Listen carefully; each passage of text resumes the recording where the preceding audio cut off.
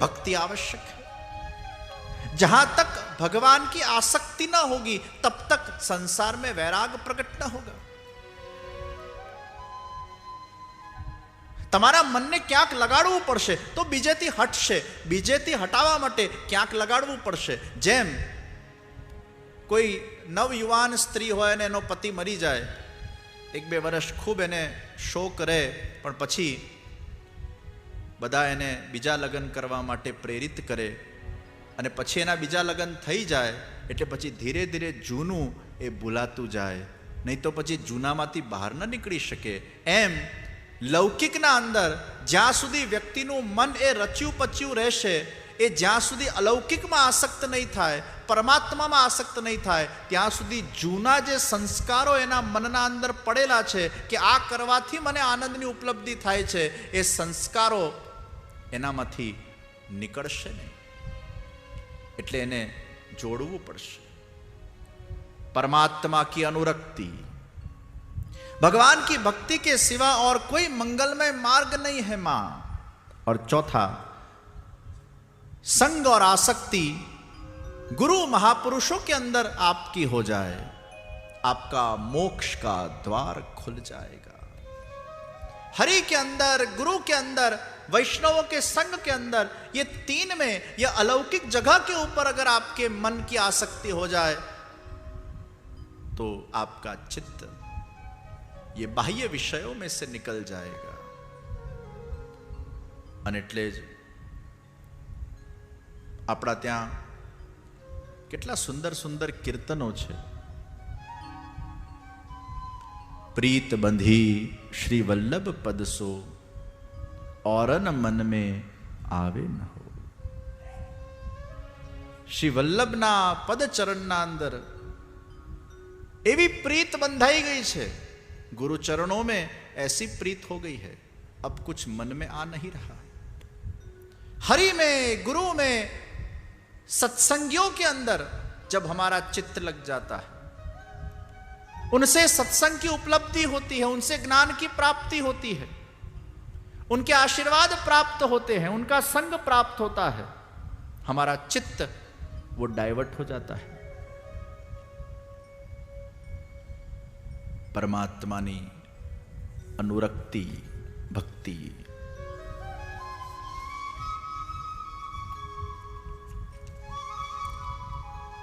माता देवहूति जीए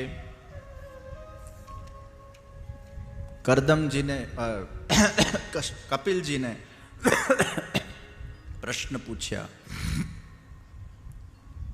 आ प्रकृति અને પુરુષ બંને એકબીજા સાથે જોડાયેલા છે, આ સંસાર બંધનનું આ મોહ કઈ રીતે દૂર થઈ શકે, સંસાર બંધનનો આ ભય એ કઈ રીતે દૂર થઈ શકે.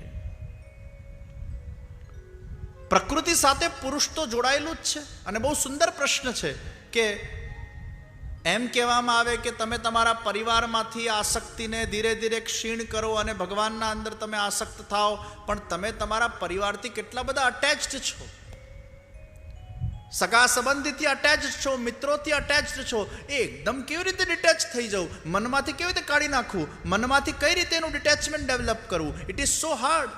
प्रकृति और पुरुष एक दूसरे के साथ जुड़े हुए हैं. હું ઘણીવાર એક દાખલો આપતો હોઉં છું કે પેલું રેનકોટ પહેરી અને વરસાદ પડતો હોય તો વરસાદમાં પણ આપણે રહીએ છીએ, પણ પાણી આપણને સ્પર્શ નથી કરતું. એમ જેના જીવનના અંદર ભક્તિનું કોટિંગ થઈ જાય છે અને ભગવાનમાં આસક્તિ થઈ જાય છે, પછી સંસારરૂપી વરસાદમાં રહીને પણ એ સંસારની અટેચમેન્ટ એને સ્પર્શ કરી શકતી નથી. એ સજોડે સહપરિવાર ભગવાનમાં આસક્ત બની જાય છે, એ ભગવાનમાં જોડાઈ જાય છે. એટલે પછી એકબીજા માટેની આસક્તિ ક્ષીણ થવા લાગે છે.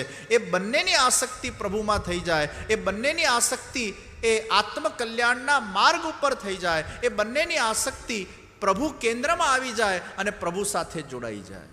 આ નિષ્કામ ભક્તિ માર્ગ જે વલ્લભાધીશ મહાપ્રભુજી આપણને બતાડ્યો, આ જ એક માર્ગ છે, આ જ એક પથ છે જેના માધ્યમથી વ્યક્તિના અંદર સંસારમાં રહીને પણ ભગવાનની આસક્તિ પેદા થઈ શકે અને સંસારમાં રહીને પોતાના કર્તવ્યોને નિભાવતા નિભાવતા વ્યક્તિ ઘર ન છોડીને પણ ઘરમાં પ્રભુને પધરાવીને પોતાનું અને પોતાના પરિવારનું ઉદ્ધાર કે કલ્યાણ કરી શકે છે. આવો સરળ અને શ્રેષ્ઠ માર્ગ, સંસારીઓ માટેનો પણ શ્રેષ્ઠ માર્ગ આખા વિશ્વમાં અગર કોઈ હોય એ નિષ્કામ પ્રેમ લક્ષણા ભક્તિનો પુષ્ટિ માર્ગ છે, જે વલ્લભાચાર્યજી महाप्रभुजी प्रकट કર્યો છે.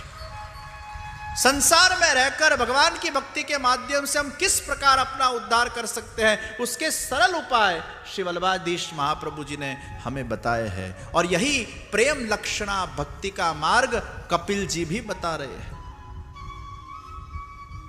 अहेतुनी भक्ति. અને એકવાર પ્રભુમાં મન લાગી જાય ને, આપ સૌએ કદાચ જયદેવ કવિનું નામ સાંભળ્યું હશે. આ જયદેવજી એ આમ સંસારી ગ્રહસ્થી અને પાછા પતિ પત્ની વચ્ચે ખૂબ પ્રેમ. એવું કહેવાતું હતું કે પત્નીને પતિ વગર જરાય ન ચાલે, એક મિનિટ એના વગર ન રહી શકે, એટલો બધો પ્રેમ. પણ છતાંય પ્રભુના ભક્ત, એકબીજાનો સંગાત, પણ પ્રભુની ખૂબ ભક્તિ કરે. જયદેવજી તો અલિપ્ત હતા, પ્રભુમાં આસક્ત હતા. અને એમને જે બધી રચનાઓ પ્રગટ કરી, આજે પણ જગન્નાથજીના મંદિરમાં એ અષ્ટપદીઓ એમની ગવાય છે. જગન્નાથજીને બહુ જ પ્રિય છે. અને એમ કહેવાય કે અષ્ટપદીઓને જે કોઈ ભાવથી, શ્રદ્ધાથી, પ્રેમથી મગ્ન થઈને ગાય છે ને, ઠાકોરજી ત્યાં દોડતા દોડતા પધારી જાય છે. અષ્ટપદીઓની આ તાકાત છે.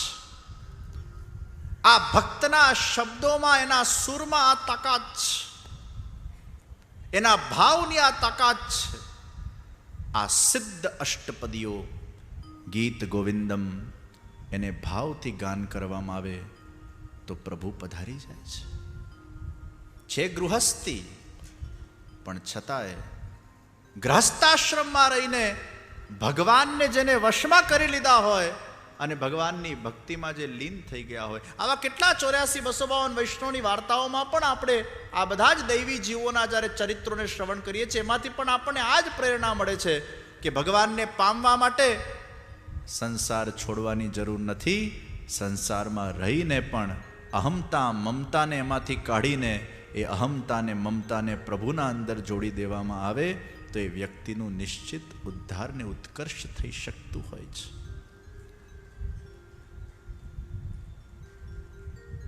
આ ગીત ગોવિંદમ અદ્ભુત રચના છે. એક પ્રસંગ આવે છે કે ઉત્તર ભારતમાં એક બ્રાહ્મણ રોજ સવારે ઉઠીને આમ આસન પર બેસી જાય અને સામે એક બીજું આસન પાથરે. કારણ કે આ અષ્ટપદી જ્યારે ગવાતી હોય છે ત્યારે પ્રભુ પધારતા હોય છે, એવી ઘણા લોકોને અનુભૂતિ થઈ છે. અને આ અષ્ટપદી જ્યારે ગાય, આસન સામે બિછાવે અને એકદમ ભાવથી મગ્ન થઈને આ ગીત ગોવિંદમનું ગાન કરે, તો એ જ્યારે ગાતા હતા ત્યારે એક મુગલ એના ઉપર રહેતા હતા. એ જ્યારે એનું કાર્ય કરવા બહાર નીકળે અને દાદરા પરથી નીચે ઉતરે એટલે પેલા આમ ગીત ગાતા હોય એ શબ્દો એના કાનમાં પડતા. 10 મિનિટ ઊભા રહે, આંખ બંધ કરીને બસ એ સાંભળે. રોજ એનો આ ક્રમ. એક દિવસ આ બ્રાહ્મણે આમને પૂછ્યું કે ભૈયા तुम तो मुगल हो, ये तुम्हारे पल्ले कुछ पड़ता है क्या? इसमें क्या लिखा है, इसका अर्थ क्या है? कि नहीं, मुझे कुछ पल्ले नहीं पड़ता है, पर बस जब तुम गाते हो इसके शब्दों में कौन जाने क्या ताकत है कि मेरा मन शांत हो जाता है और मुझे ये श्रवण करना बहुत पसंद है. મને તમે શીખવાડશો? એટલે બ્રાહ્મણે પછી એને શીખવાડ્યું. બ્રાહ્મણે કીધું, જો તું જ્યારે આ ગીત ગાય ને ત્યારે સામે આસન પાથરજે, અને આસન તું પાછળશે ને એટલે પ્રભુ ત્યાં આવીને બિરાજશે. એ કે મારે તો ઘણીવાર ઘોડા પર જ જવાનું હોય છે, દિવસ રાત ઘોડા પર હોઉં, મારા ઠેકાણા ના હોય, ઘરે 2 દિવસ આવું, 3 દિવસે આવું, પણ હવે મને આ ગીતનો એવો ચસ્કો લાગ્યો છે કે હવે હું ઘોડા પર ગાઈશ. ઘોડા પર ક્યાંથી આસન બિછાવું? એ કે ના, ઘોડા પર તું બિછાવ, તું બેઠો એના આગળ આસન બિછાવી દે, ભગવાને તારા સાથે ઘોડા પર આવશે. આવશે ભગવાન ખરેખર? અરે તું ગાતો ખરો, તું ભાવથી, શ્રદ્ધાથી, તલ્લીન થઈને, પ્રેમ મગ્ન થઈને ગાશે, તને ક્યારેક કોઈક દિવસ પ્રભુ અનુભૂતિ કરાવશે. એટલે પછી તો એનો રોજનો આ ક્રમ થઈ ગયો. એ ઘોડા પર જાય અને પછી ગીત ગોવિંદમ ગાતો જાય, આગળ આસન બિછાવી દે. એક દિવસ દોડા દોડમાં આસન બિછાવવાનું રહી ગયું અને ગીત ગોવિંદમ ગાતો જાય. અડધું ઘોડામાં ધ્યાન ના હોય, ગીતમાં ધ્યાન હોય, પણ હવે એનું એક ઓટો મોડ પર આવી ગયું હતું કે નેચરલી એ ગીત નીકળે અને ઘોડા ચલાવ્યા કરે. હવે આસન બિછાવવાનું ભૂલી ગયો. પાછળથી છુમ છુમ છુમ છુમ છુમ છુમ કરતા કરતા નુપુરનો અવાજ આવ્યો અને નૃત્ય કરતા કરતા શ્યામ સુંદર પધારી રહ્યા છે. આ સત્ય ઘટના. એને ઘોડો રોક્યો, પાછળ જોયું, સાક્ષાત પ્રભુ પધારે છે. સાક્ષાત પ્રભુના દર્શન કરીને બેબાક બની ગયો. શબ્દો નીકળવાના બંધ થઈ ગયા, એની શ્વાસો રોકાવા લાગી. એ બાવરો જેવો થઈ ગયો. ये मैं क्या देख रहा हूं, ये मैं स्वप्न देख रहा हूं. પોતાના જાતને ચુટલીઓ ભરવા લાગ્યો. अरे नहीं, ये तो सचमुच हकीकत में श्याम सुंदर मेरे सामने. अरे तूने गीत बंद क्यों कर दिया? अरे गीत गाता जा, ये गीत मुझे बहुत पसंद है. ये गीत गाते ही मैं वो भक्त के पास आ जाता हूं. अरे प्रभु, आप नंगे पैर मेरे पीछे दौड़ रहे हो. अरे तूने आज आसन बिछाना, तू भूल गया ना, तूने आज आसन नहीं बिछाया, इसलिए मैं तेरे पीछे पीछे दौड़ रहा हूं. જયદેવ કવિનું આ અદ્ભુત ગીત ગોવિંદમ, જેના શબ્દોમાં એ તાકાત છે, જેના શબ્દોમાં એ ભક્તિ છે, જેના શબ્દોમાં એ ભાવ છે, જેના શબ્દોમાં એવી ઉર્જા છે કે એને આપણે ખાલી આંખ બંધ કરીને સાંભળીએ તો પણ ચિત્ત ને મન આપણું શાંત થઈ જાય. આ સુંદર ભક્તિ ગીત એ ભગવાનને ખૂબ ગમે છે. તો ગ્રહસ્થાશ્રમમાં રહીને પણ ભગવદ ભક્તિનું વિધાન છે. તો ભલે પ્રકૃતિ ને પુરુષ એકબીજા સાથે જોડાયેલા હોય તો પણ અગર આ 9 વસ્તુનું ધ્યાન રાખવામાં આવે તો નિશ્ચિત આપણું ચિત્ત એ સન્માર્ગે દોરાઈ શકે છે. કપિલ ભગવાન માતા દેવહૂતિજીને આ 9 રત્નો પ્રદાન કરી રહ્યા છે. જેને પણ પોતાના જીવનમાં આત્મકલ્યાણના માર્ગ પર આગળ વધવું હોય એના માટે આ 9 રત્નો એને આભૂષણ રૂપે ધારણ કરી લેવાની આવશ્યકતા છે.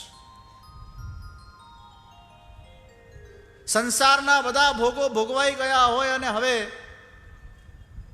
આત્મોદ્ધારની યાત્રા પર જેને આગળ વધવું હોય એના માટે આ 9 રત્ન એ માર્ગદર્શન રૂપ છે. એમાં સૌથી પહેલું રત્ન શાસ્ત્ર વિહિત ધર્મોનું પાલન કરવું. બીજું રત્ન પ્રારબ્ધ અનુસાર જે મળે એમાં સંતુષ્ટ રહેવું. ત્રીજું રત્ન ગુરુજનોના ચરણની પૂજા કરવી. ચોથું રત્ન વિષય વાસનાને વધારનારા કર્મોથી દૂર રહેવું. સેવા, ધ્યાન, સ્મરણ, વ્રત એને જીવનમાં આત્મસાત કરવા. પાંચમું મન, વાણી, કર્મથી કોઈ પણ જીવને હેરાન નહીં કરવું. ઇન્ટેન્શનલી કોઈને હેરેસ નહીં કરવું. છઠ્ઠું આવશ્યકતાથી વધારે વસ્તુનો સંગ્રહ ન કરવો. સાતમું બ્રહ્મચર્યનું પાલન કરવું. આઠમું પ્રભુ સેવા અને સ્વાધ્યાય કરવું. અને નવમું મૌન રાખી ધ્યાન કરવું. આ 9 રત્નો છે. આ નવરત્નને જે વ્યક્તિ આત્મસાત કરે છે એ પોતાની સંપૂર્ણ ઇન્દ્રિયોને પ્રભુના રંગમાં રંગીને આ દેહના માધ્યમથી ભગવત ભક્તિ કરીને આત્માનું કલ્યાણ કરી શકે છે. કપિલજીએ પ્રભુના એ સુંદર ચરણારવિંદનો ધ્યાન પ્રકાર બતાડ્યો. સંચિંતયેદ ભગવતશ્ચરણારવિંદમ વજ્રાંકુશધ્વજ સરોરુહલાંછનાટ્યમ ઉત્તુંગ રક્તવિલસન્નખ ચક્રવાલ જ્યોત્સ્નાભિરાહત મહદૃદયાંધકારમ.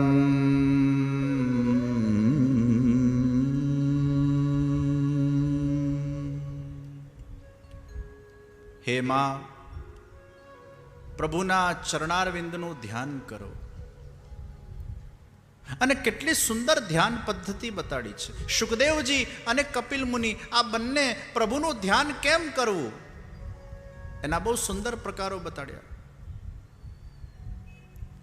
પ્રભુના જે ચરણારવિંદ છે એ શ્યામ છે. એ ચરણારવિંદ માં જે નખ છે એ શ્વેત છે. ચરણારવિંદ શ્યામ, નખ શ્વેત અને ચરણારવિંદના નીચેનો જે ભાગ છે એ લાલીયુક્ત છે. લાલ, શ્યામ અને સફેદ રંગનું ત્રિવેણી સંગમ. ભગવાનના ચરણ એ પ્રયાગના તીર્થ જેવા છે. શ્યામ એ યમુનાજી છે, શ્વેત એ ગંગાજી છે, અને જે દેખાતી નથી એ સરસ્વતીજી છે.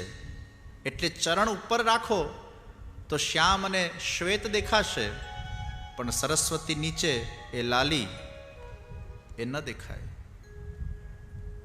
એટલે પ્રભુના ચરણમાં ગંગાજી, યમુનાજી, સરસ્વતીજી એ પ્રયાગ તીર્થ છે.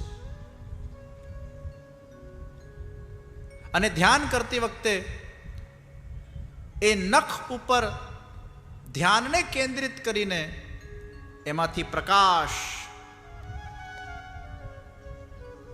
શ્રી વલ્લભ નખચંદ્ર છટાબિન, એ નખચંદ્ર એનો પ્રકાશ, અને એ પ્રકાશ તમારા અંદર, તમારા ચિત્તમાં, મનમાં, હૃદયના અંદર પ્રવાહિત થઈ રહ્યો છે. આવી એક ભાવના કરવી, આ ચરણારવિંદની ભાવના, અને પછી એ લાલીયુક્ત ચરણની ભાવના.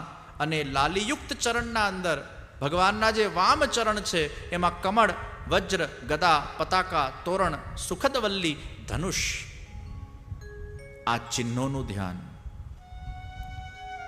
અને વામ ચરણમાં ધ્વજા, અંકુશ, મીન, સુદર્શન, અષ્ટદલ, કમલ, કુંભ, જવ અને ચંદ્ર. આ 16 ચિહ્નોનું ધ્યાન છે. જપ કરતી વખતે આ ચરણ ચિહ્નનું પણ ધ્યાન કરી શકાય છે.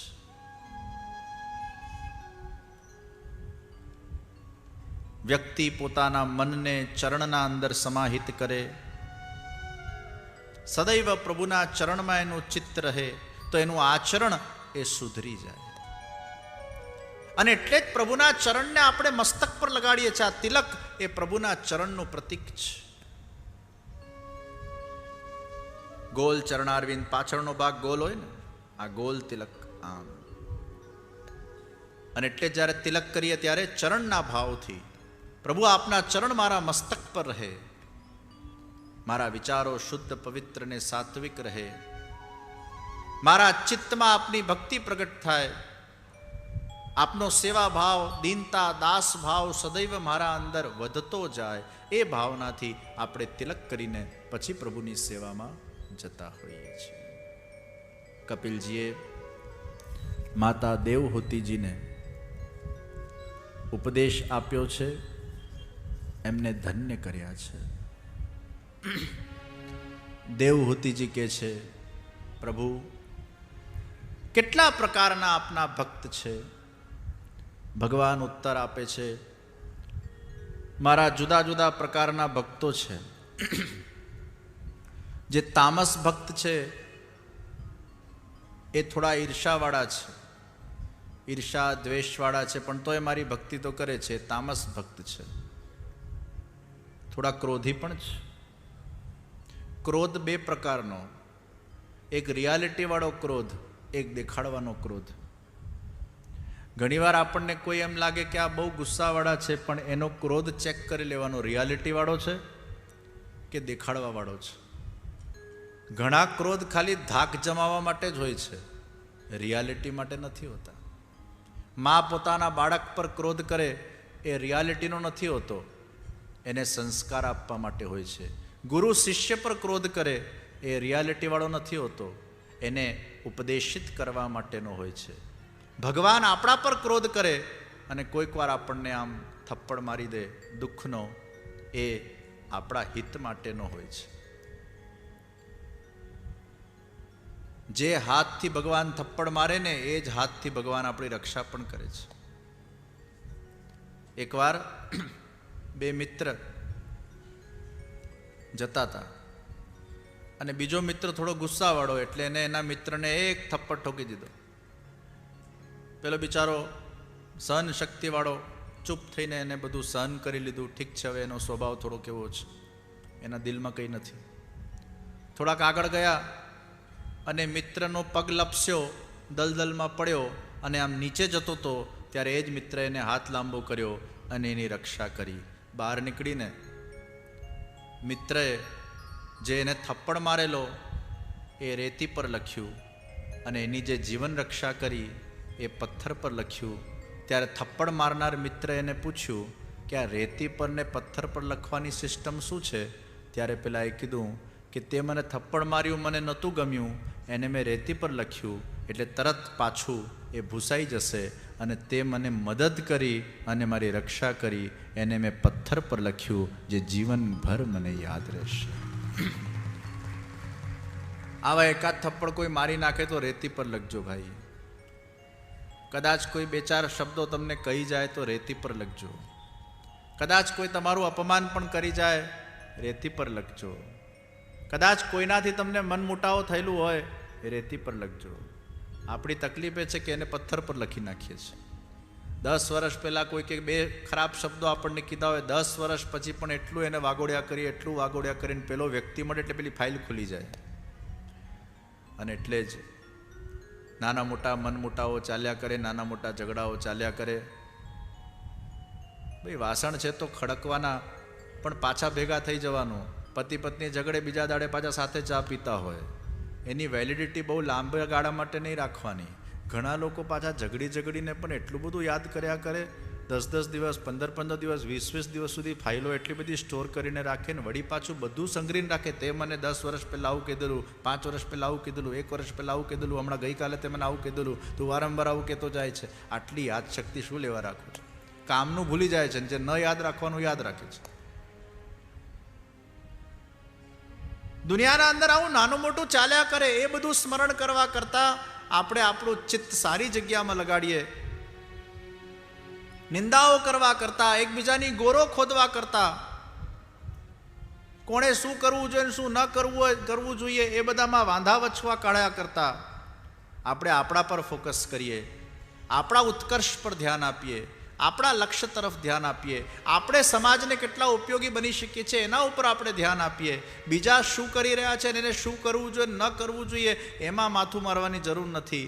એમાં કોઈ તમારે સ્ટેટમેન્ટો આપવાની જરૂર નથી. એમાં કોઈ તમારે કોઈ જગ્યાએ પણ એમાં કોઈ તમારા શબ્દ પ્રયોગ કરવાની આવશ્યકતા નથી.